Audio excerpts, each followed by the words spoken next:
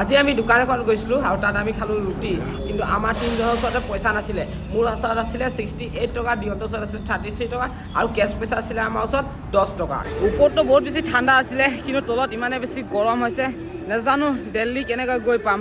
এতিয়া আমি 5 kilometre cycle চলাই আহিছোঁ আৰু এভাগ মন্দিৰত আছোঁ। আপোনাৰ দেখি পাইছে সেইভাগ মন্দিৰ, আৰু ইয়াতে দাদা এজন লগ পাইছোঁ।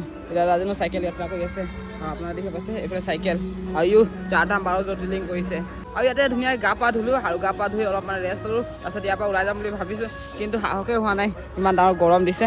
তো প্ৰথমে মোৰ হাতত এটা আম আছে, তো এই আমকে মই খাই লওঁ এতিয়া।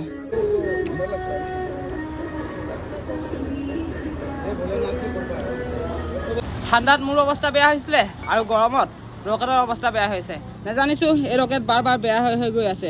এতিয়া পামচাৰে হ'ল নে এই সূৰ্যদেৱতা পাৱাৰৰ কাৰণে পাম ওলাইছে গমেই পোৱা নাই। মানে কি হ'ল, মোৰ চাইকেলৰ পাম ওলাইছে, মোৰ ৰকেট পামচাৰ হৈছে। এইফালে দিগন্ত ভাগৰ চাইকেলৰ পামচাৰ হৈছে। মানে ধৰিব পৰা নাই সূৰ্যদেৱতাৰ পাৱাৰৰ কাৰণে পাম ওলাইছে নে পামচাৰ হৈছে। এতিয়া খুলিছোঁ, গম পাম কি হ'ব। ফাইনেলি গাইজ চুৰক ধৰি পালোঁ। এইফালে চুৰক ওলাই আছে, চুৰ ইয়াত লুকাই আছিলে। সূৰ্যদেৱতাৰ পাৱাৰ নহয়, এইটো পামচাৰে হৈছে। চুৰ কেনেকৈ লুকাই আছিলে দেখিলে।